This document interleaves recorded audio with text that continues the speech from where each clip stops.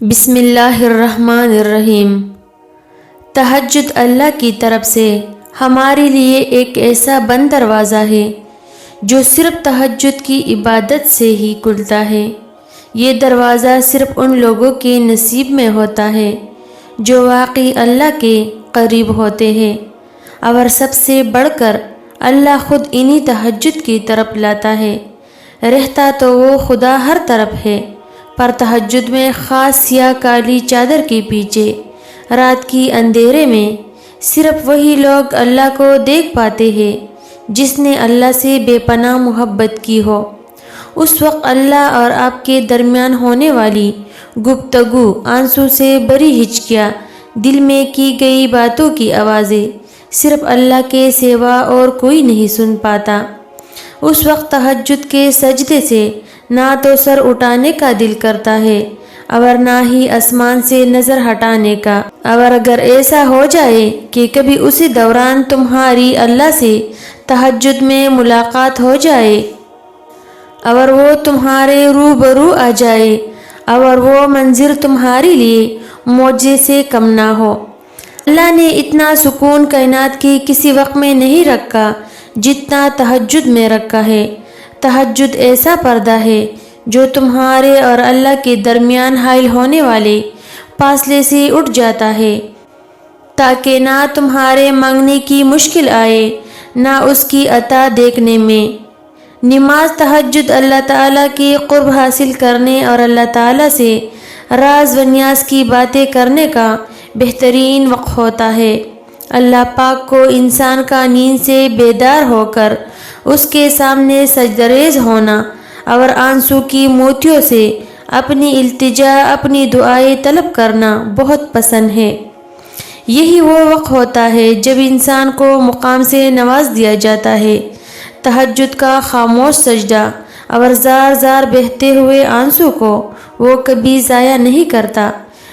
جب گزارش لاڈلی عبادت میں کی جائے تو لاڈلی کی دعا کہاں ادھوری رہ سکتی ہے۔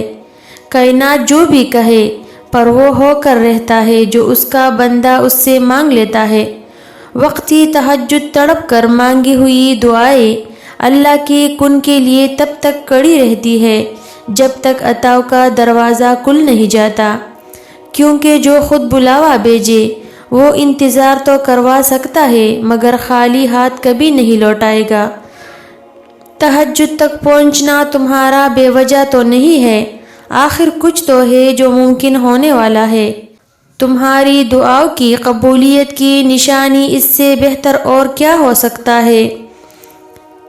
رسول اللہ صلی اللہ علیہ وآلہ وسلم نے فرمایا، اللہ رات کے وقت آسمانی دنیا پر آتا ہے اور 3 صدائیں لگاتے ہیں، ہے کوئی مجھ سے دعا کرنے والا کہ میں اس کی دعا قبول کروں، ہے کوئی مجھ سے مانگنے والا کہ میں اسے دوں، ہے کوئی مجھ سے بخشش طلب کرنے والا جو میں اسے بخش دوں۔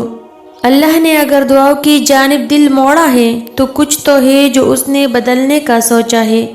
اگر تمہاری دعائیں رد ہوتی تو تمہیں تہجد تک لایا ہی نہیں جاتا، اور مت بھولو تمہارا رب سب کچھ کر سکتا ہے۔